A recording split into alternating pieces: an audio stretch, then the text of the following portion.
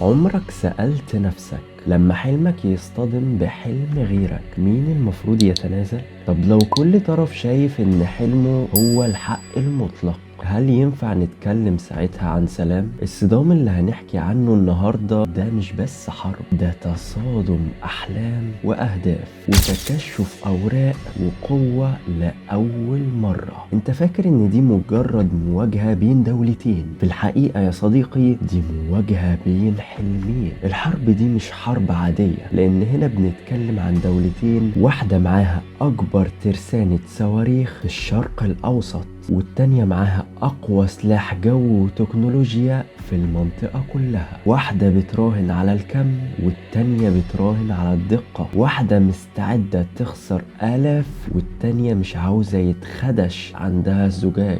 فالسؤال هنا مش بس مين هيكسب، السؤال الحقيقي يا صديقي الحرب دي لو كملت مين هينزف اكتر ومين هيقع الاول؟ وفي الاصل حلم ده ايه وحلم ده ايه؟ هات مخك وتعالى. اول حاجة يا صديقي لازم نبدأ بيها هو مين المتحكم في الجو، لان اللي بيتحكم في السماء يتحكم في اللعبة كلها. واسرائيل عندها جناحات مرعبة، اكتر من 340 طيارة حربية متطورة، منهم F-35 الشبحية. كل طيارة محملة بصواريخ ذكية قادرة تضرب هدف على بعد 100 كيلو متر، بتتحرك في موجات إلكترونية معقدة، والرادارات الإيرانية مش دايما بتقدر تشوفها. عندها طيارات بدون طيار للرصد، للتشويش، وحتى للهجوم الانتحاري. إسرائيل مش بس عندها طيارات يا صديقي، عندها تكتيك طيران مدرب عليه من سنين، عندها قاعدة معلومات عن مواقع إيران، وعندها قوة استخبارات بتقود الغارات قبل ما تبدأ أصلا. طب وإيران هل تقدر ترد من فوق؟ إيران عندها حوالي 350 طيارة، أغلبهم من أيام الشاه، وفي منهم من روسيا أو صناعة محلية. طيارات زي F-4 القديمة والميج 29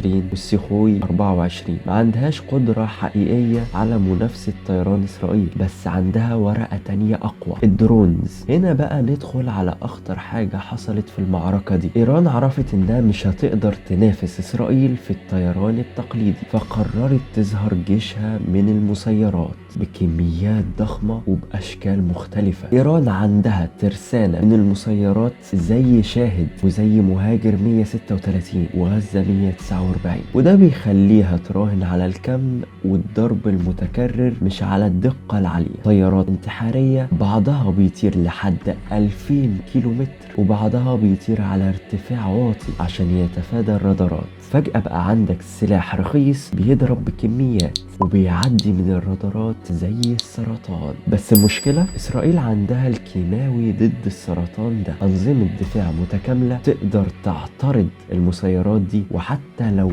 واحدة عدت بعشرات بيتم إسقاطهم قبل ما يلمسوا أي هدف. وهنا احنا ندخل على المنظومة الدفاعية الجوية لإسرائيل. أول طبقة هي القبة الحديدية، ودي مخصصة لتصدي الصواريخ القصيرة المدى أو هجمات محدودة، بتشتغل بسرعة وتضرب قبل ما الصاروخ يوصل هدفه. الطبقة الثانية مقلاع داوود، دي بقى بتتعامل مع الصواريخ المتوسطة وطويلة المدى، فيها دقة عالية وبتشتغل على اعتراض الأهداف اللي أخطر وأبعد. أما الطبقة الأخيرة سهم 2 وسهم 3، ودي معمولة عشان تصد الصواريخ الباليستية اللي ممكن تيجي من دول زي إيران، وخاصة سهم 3 اللي بيقدر يعترض التهديد خارج الغلاف الجوي قبل ما حتى يوصل للجو الأرضي. يعني ببساطة إسرائيل بترسم فوقها 3 طبقات حماية، من أول صاروخ بدائي لحد تهديد نووي محتمل. وهنا بنوصل لأول لحظة فارقة. باختصار إيران بتراهن على الغزارة وإسرائيل بتراهن على الدقة، بس في عالم الطيران الدقة ممكن تكسب الغزارة بضربة واحدة. لو السما في إيد الطيران فالأرض في إيد الصواريخ. وإيران يا صاحبي ما بتراهنش على طيارات ولا تكتيك بس، إيران بتلعب لعبة التشبع، تضرب بصواريخ كتير تخلي الدفاعات تختنق، تتعب، تغلط.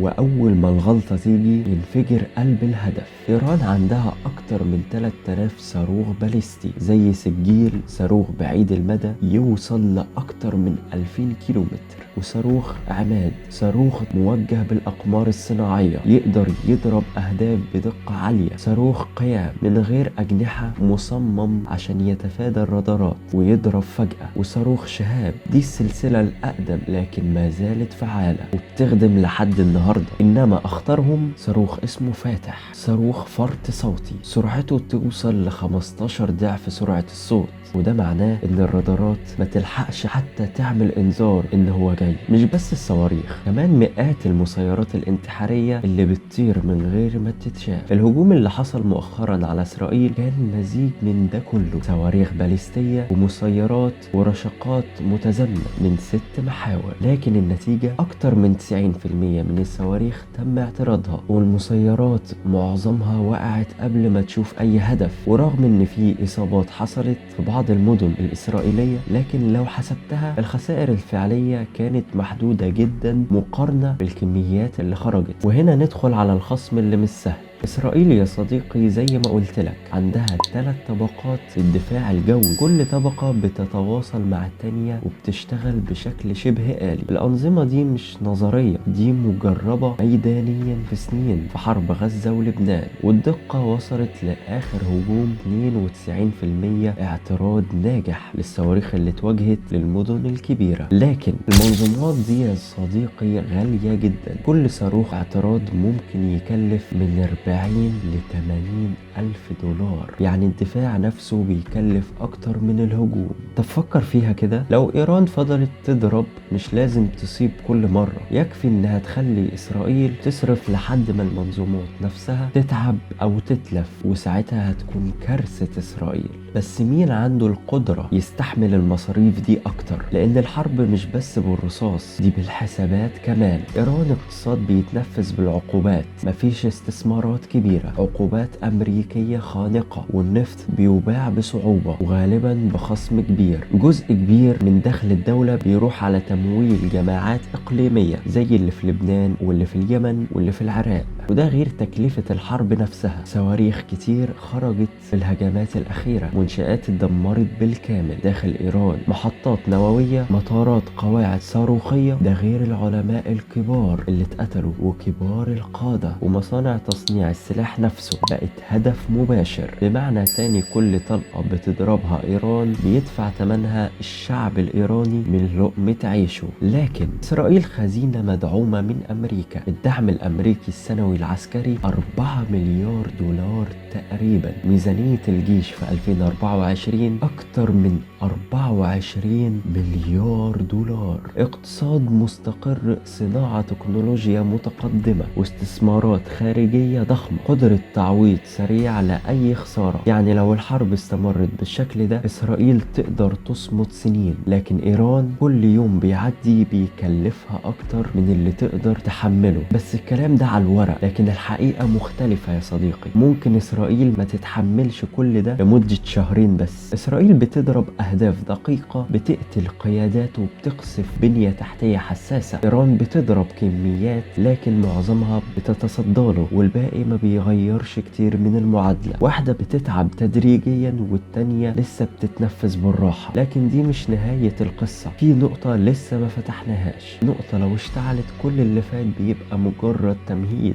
وهو مخزون السلاح. لما السلاح يخلص مين هيكمل؟ في أي حرب أول طلقة مش هي اللي بتحسم، لكن الطلقة رقم 500 و600 هي دي اللي بتكشف الحقيقة. لأن الحرب الطويلة مش بس عضلات، دي نفس ومخزون وقدرة على الاستمرار. نروح بقى للمخزون الإيراني. إيران بقالها سنين بتبني ترسانة ضخمة من الصواريخ والمسيرات، وبالفعل قدرت تطلع أكتر من 3000 صاروخ، بعضها باليستي والبعض موجه. موجه، لكن جودة التصنيع مش دايما ثابتة. في كتير من الصواريخ الإيرانية نسبة الفشل فيها عالية. غياب التحديث والتكنولوجيا الدقيقة بيخلي الضربات أقل دقة من ضربات إسرائيل. لكن في السنين الأخيرة إيران قدرت تصنع صواريخ متطورة. مخازن الذخيرة بقت هدف مفتوح للطيران الإسرائيلي، وفي أيام قليلة اتدمرت أكتر من 10 قواعد تصنيع وتخزين صواريخ في قلب إيران. ومع الحرب القدرة على إعادة التصنيع مش سهلة وبتاخد وقت.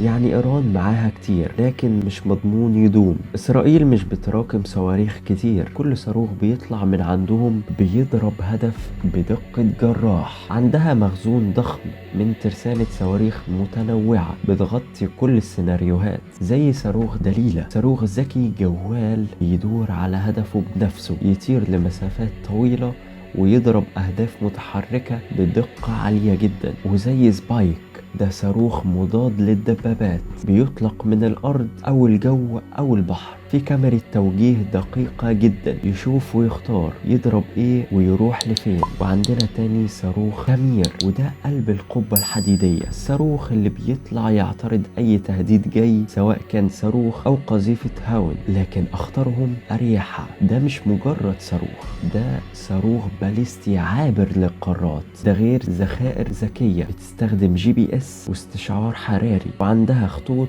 امداد مفتوحة من امريكا بتتواصل يوميا تقريبا. يعني تقدر تعوض كل صاروخ بتضربه خلال ايام او كمان خلال ساعات.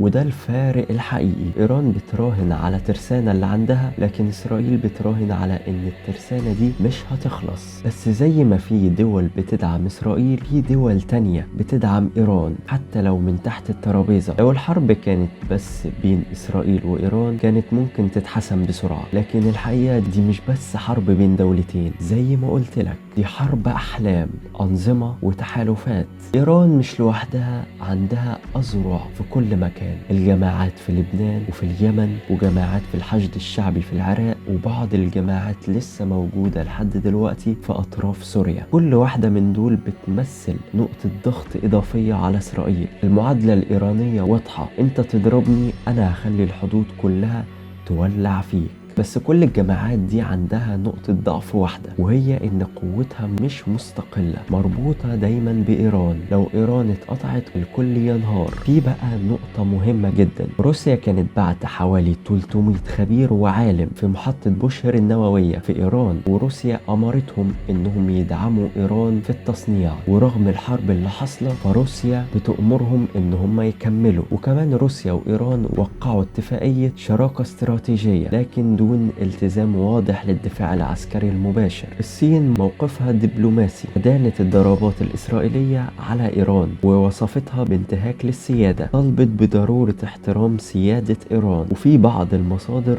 بتقول إن الصين حركت سفن لإيران مش معروف فيها إيه، هل ده دعم اقتصادي ولا دعم حربي. وكمان في بعض المصادر بتقول إن روسيا بتدعم إيران من تحت الترابيزة، وبعتت أكتر من 500 صاروخ حربي. وزي ما قلت لك إسرائيل مش لوحدها، وراها أمريكا دعم حربي وسياسي، ده غير الدعم الأوروبي. بس يا صديقي، في أي حرب ضخمة في دايما لاعبين ظاهرين ولاعبين في الكواليس. وفي الحرب بين إيران وإسرائيل المشهد مليان لاعبين ورا الستار. أمريكا بتدعم إسرائيل لكن مش عاوزة الحرب دي تطول ولا تكبر أكتر من كده. عاوزين إسرائيل تضرب بسرعة وتخلص بسرعة عشان ما يحصلش استنزاف. الصين المصالح أولا، محتاجة نفط إيران ومش عاوزة المنطقة تولع، بتحاول تلعب دور المهدئ، لكن في نفس الوقت بتمد إيران بتكنولوجيا تصنيع وبتساعدها من تحت لتحت. روسيا ظاهريا متفرجة لكن في الخفاء مع إيران. وطبعا أوروبا في ظهر إسرائيل، خايفين الحرب تسبب نزوح جديد أو أزمة طاقة لو الخليج دخل. كوريا الشمالية بتقول إن الضربات اللي إسرائيل عملتها ضد إيران دي جريمة ضد الإنسانية لا تغتفر، واللي إسرائيل بتعمله ده هيكون فتيل لحرب عالمية.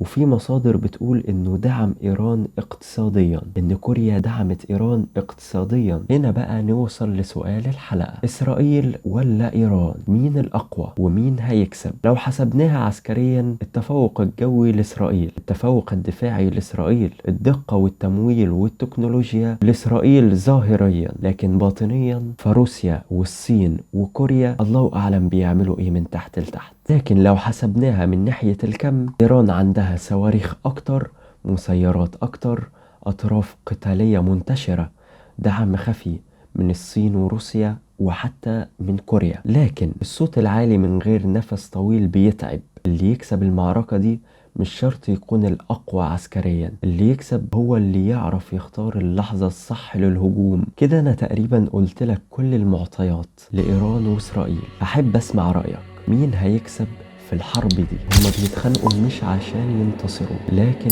عشان ياخدوا حتة أكبر مننا. كان معاك الفاتح، فتحت لك باب العقل، والدور عليك تفتحه لحد تاني.